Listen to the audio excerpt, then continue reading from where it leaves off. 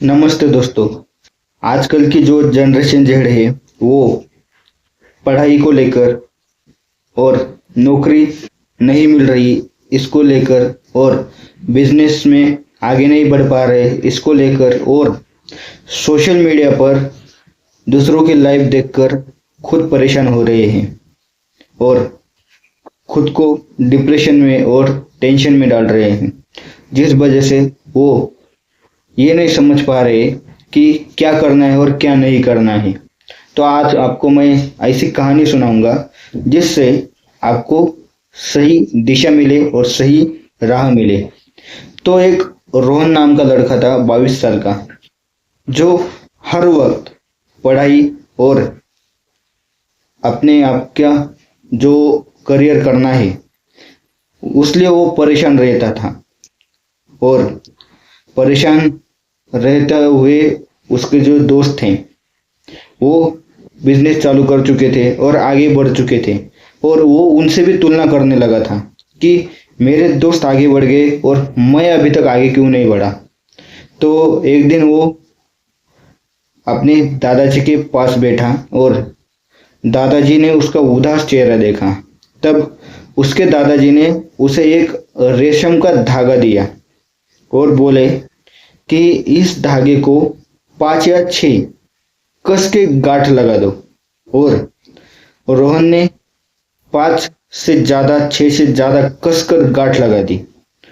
फिर दादाजी बोले कि ये जो तुमने गांठ लगाई है इसको एक झटके में खोल दो। उसने खोलने का प्रयास किया पर वो चिढ़ गया और बोला, दादाजी ये कैसे मुमकिन है, ये हो नहीं सकता क्योंकि ये गांठें बहुत ही कस के लगाई है।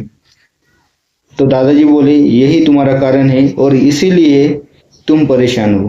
तुम 5 साल की समस्या का दुख लेकर अभी आज का दिन खराब कर रहे हो और आज ही दुखी हो रहे हो।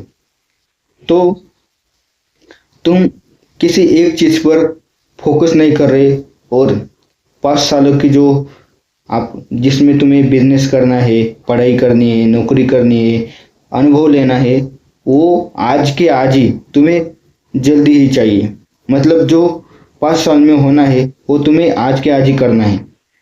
तो अभी रोहन को समझ आया कि मुझे एक सही दिशा में जाना चाहिए और एक ही बात पर फोकस करना चाहिए और एक एक गांठ लगाते हुए मुझे आगे बढ़ना चाहिए। तो उसने पहले पढ़ाई पर फोकस किया। पढ़ाई के बाद उसने नौकरी की कुछ सालों तक और उसमें जो उसने एक्सपीरियंस लिया, जो उसके पास मनी आया, उससे उसने एक बिजनेस खड़ा किया और उस बिजनेस में वो आगे बढ़ा और एक सक्सेसफुल इंसान बन गया। और इससे वो अपने जीवन में सही राह पर चला गया। यहाँ पर हमें ये सीखने को मिलता है कि हमें एक एक जो अपना पैर है और एक एक सही दिशा में रखना चाहिए। पहले हमें पढ़ाई पढ़नी पूरी करनी चाहिए, बाद में नौकरी और उसके बाद बिजनेस में उतरना चाहिए।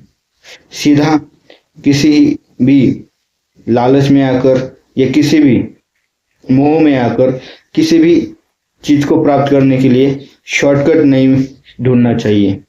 और इसका एक मैं आपको भगवत गीता का एक एग्जाम्पल भी देता हूँ कि भगवत गीता का एक श्लोक है, कर्मण्येवाधिकारस्ते मा फलेषु कदाचन मा कर्मफल हेतुर्भुर्मा ते संगो स्वकर्मणि।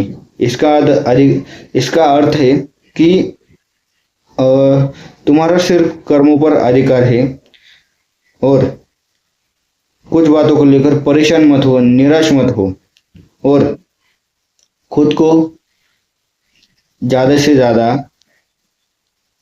कर्म करने पर लगाओ और फल की चिंता मत करो।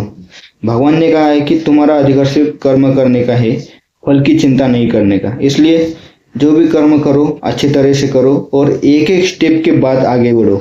जितना आप स्टेप पर जाओगे, पहले पढ़ाई करोगे तो पढ़ाई का एक्सपीरियंस आएगा, नॉलेज मिलेगा। उसके बाद नौकरी करोगे तो अच्छे अच्छे इंसान मिलेंगे, उनके उनके उनके साथ तुम अलग अलग चीजें सीखोगे और पढ़ाई के नौकरी के साथ साथ तुम्हें पैसा भी मिलेगा और एक्सपीरियंस भी मिलेगा।